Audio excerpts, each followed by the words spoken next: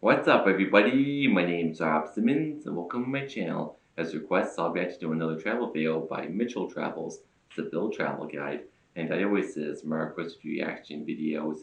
I do take reaction requests, but as a rule, you have to be subscribed to my channel. So if there's any other videos, nature or travel videos you want me to react to with the music videos, I said that I'll have it for music related videos, and obviously this isn't one of them. So sorry about that, guys. But all that being said, it's kind of long, 13 minutes, so I'll get right to it.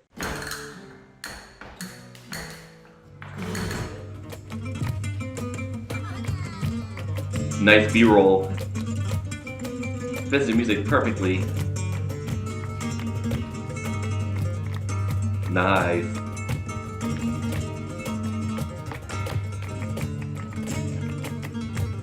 So I guess I could say this is music related.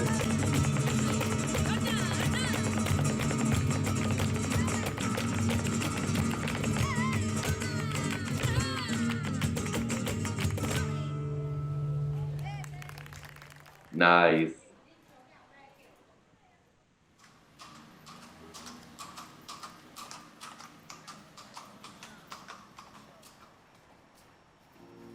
I always find those always be really cool. What is Spain, and what is quintessentially Spanish? Perhaps two of the harder questions to answer in this day and age, with this generation and under these circumstances. When one thinks of pure Spain, of what is the beating heart of Spanish culture in all its red, fiery glory, one can most likely trace their visions to the south, to Andalusia, to Seville. Here, there are no Catalans, no country of Basques, no cries for independence or regional dialects. This region bleeds green and white, but oftentimes proudly carries the symbolism of Spanish culture on its back. I had been to Spain many times before, and sure, I'd been to Madrid and the Castilian regions, but I always yearned for the Spain of Hemingway. The romance, the passion, la furia. What you should know about Seville, or Sevilla as I'll call it for the rest of the episode, is that there's a lot that's how to you pronounce it. Though fairly easy to walk and get around, it's very easy to blink and miss a street with 1,000 stories. And of course you can't talk about Sevilla without mentioning the narrow passageways of the popular Santa Cruz neighborhood. A district where each alleyway winds and slants as you seemingly slither your way through another colorful turn, overlooked by rows of tapered balconies, discovering tranquil courtyards with every backstreet. Nice. A maze of confusing cobble roads where it becomes hard to not sit back and imagine the countless tales that have painted these walkways, whispered for endless days and nights under the unforgiving Andalusian sun. I bet you can walk out of the city for days and still see a lot. Across the river, the more authentic working class side of town, Triana. It's where you want to go for the feel of the real Sevilla. It's not surprising then that this is where you want to go to get your fix of Spanish and local dishes alike. Nice. From the devishly simple and tangy salmorejo to the grilled pork strips from the gods, lagartitos de cerdo, every single dish, tapa, sauce, and spice tastes as good as mama's cooking. A symphony of drool-inducing flavors and purity of ingredients that hook you in and never let go. Every meal here quickly becomes one of the best after lunch. of your life.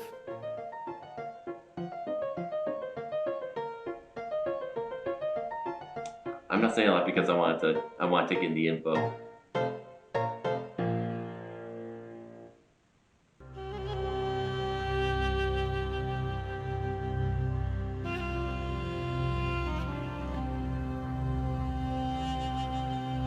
Cool architecture. To understand Sevilla, you need to take into context the wonderful yet intricate history between Christianity and Islam. A tug-of-war dynamic that is deeply engraved in the roots of both the city and Andalusia as a whole. Life in Ishbilia, as named by the conquering Umayyad, was an enlightenment where wealth of the mind, arts, and finances thrived between the 8th and 13th centuries. Though Al-Andalus was an example of coexistence that was the envy of the Middle Ages, the sense of resentment towards the non-Christian occupiers just simply never went away. The remnants of Muslim rule still permeate Andalus culture, from the Spanish language itself to the architecture subtly scattered throughout Sevilla. Perhaps the shiniest structural example of the days of the crescent moon is the Real Alcázar of Sevilla. A palace out of the ordinary, a delicate mashup of centuries worth of structural additions, courtyards, and fine-tuned geometric interplay. Islam in theory, Christianity in practice, originally Umayyad and eventually That's Spanish. beautiful. Themes of symmetry, of advanced mathematics and astronomy define the underlying respect the kings had for the original palace. You know, the math as it is never mostly occurred a to me. reconstruct in the style of the Moors. Each scripture on the wall, each geometric pattern is a frame designed to transcend what is reality on Earth Cool for a transition. deeper understanding of what lies amongst stars. The true meaning of what we are in relation to nature and the universe as a whole.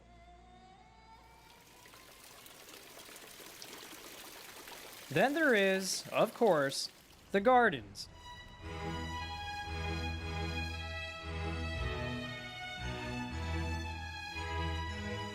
In keeping up with the symmetrical motif, the garden is a mosaic of perfectly aligned courtyards and glistening pools, interconnected by passageways as if to unlock another hidden garden. Beautiful. A veiled floral maze with Oh, I'd every love turn. to see that in person.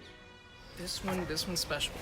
This one's got a different feel to it. I don't know if it's the architecture or the history, something about that. It's got a feel, man. It's got a feel. Flora It's not and fun, but I fauna know the seemingly feeling. undisturbed by passerbys weaving their way through rows and rows of tranquil Andalusian grounds. It's hard to not lay down in a peaceful shadowed corner after a caña or perhaps 6 and call it a long siesta. Worry about life tomorrow. Sounds good to me. So peaceful. Oh, I feel my blood pressure dropping already. Ah, so relaxing.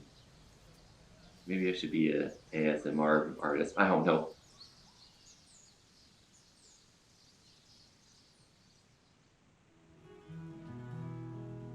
Back to the music.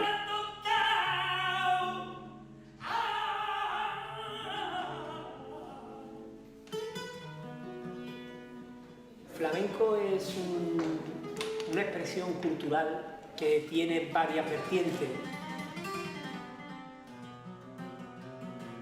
Solo ya de salir al escenario y recibir la energía del público, ya uno está completamente concentrado para ese público que en ese momento está pendiente de ti. Flamenco is the purest artistic expression of the gamut of emotions that runs through the soul of Andalusia. A masterful yet somber journey through different stages and musical progressions. Melodic chords, chants, and dance work harmoniously with the violent explosion of claps, stomps, and rapid hypnotic clicks of the castanets. An electrically ethereal pump through the veins and right into the fiery Andalus heart. Yeah, I can feel the energy of the songs. Es una forma de vida, yo creo que es una expresión cultural muy emocionante, muy de corazón. El Junco is a professional flamenco artist from Cádiz. He joins me at arguably the most prestigious tablao or flamenco stage in Sevilla, La Casa del Flamenco, a reconverted 15th century royal residence and courtyard auditorium that has staged thousands of shows dating back to the 17th century. ¿Qué es el sentimiento que te da a ti cuando tú entras y ves el escenario y toda esa gente cuando estás haciendo el show? ¿Qué es el sentimiento que tienes dentro de ti? Nada más que sales a escena ya notas la energía que el público está desprendiendo, ¿no?, sobre ti, ¿no? Porque tiene la vista, los ojos los tienen puestos en ti y tú ya estás en ese momento concentrado y con ganas de expresar nuestra forma de sentir el flamenco hacia el público. Claro, claro. Entonces, para los sevillanos, ¿no?, para la gente andaluz, ¿qué es lo que significa el flamenco? Pues bueno, el flamenco es muy importante para la gente de Andalucía, como para la gente de España, como para el mundo entero, ¿no? Porque es nuestra cultura, ¿no? Es nuestra cultura. Tiene la música a través de la guitarra, la danza, ¿no? El baile, y después tiene el cante, que es lo más primitivo, es la base fundamental del flamenco, ¿no? Claro. Estás por morirte, pero solamente puedes comer una tapa. ¿Cuál sería? Una tapa. Yo creo que atún encebollado. Nice ¿Por qué? choice. ¿Por qué atún encebollado? Porque el atún encebollado es un producto muy andaluz, muy de Barbate, el atún de Barbate, y tiene una mezcla con el atún encebollado, bien lo dice, ¿no? Esa cebolla, esa Looks salsa. delicious. Tengo que probarlo. Tienes que probarlo. Para mí serían boquerones. Boquerones. No sé por qué, puedo comer eso por el kilo. Bueno, muchísimas gracias. La verdad que fue un orgullo verlo a usted. Muchas Y gracias. sí, increíble show. Muchas gracias. Nice of the guy to participate in the video.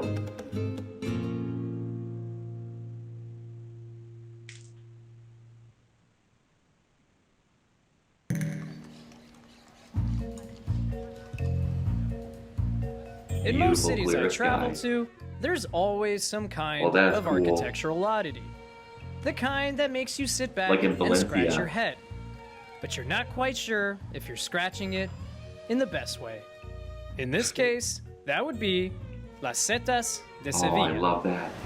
All right, let's just call it what it is. Somebody at City Hall said, you know what, we have $5 million left for our budget. We got a surplus. What can we do with it? I know. Let's make a $5 million giant honeycomb. It won't clash with the architecture of Sevilla. Not at all. So you know what? $5 million later, you got a giant honeycomb. That's hilarious. But seriously, I do want to see that in person.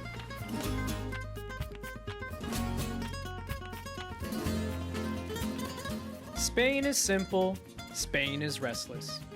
What is the real Spain? I guess that depends on your perception of what Spanish means to you. Sevilla is, at its core, all I could ever want out of a country that is so rich in all the things that could ever speak to my heart. It's a city that romantically chants to those who want to listen. Those with the fire in their veins as boiling as the Andalusian summer. Sit back and let Sevilla take over. Let it dance, let it sing. Nice.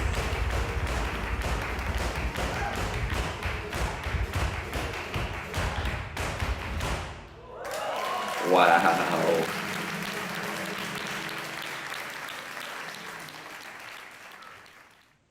Perfect way to end the video. I mean, I could feel the power of that through my laptop. Can you imagine what it would be like to see it in person? I bet I could feel the vibrations all over me in my chest. I mean, well, I think it's something we have to see in person because that was another great travel video.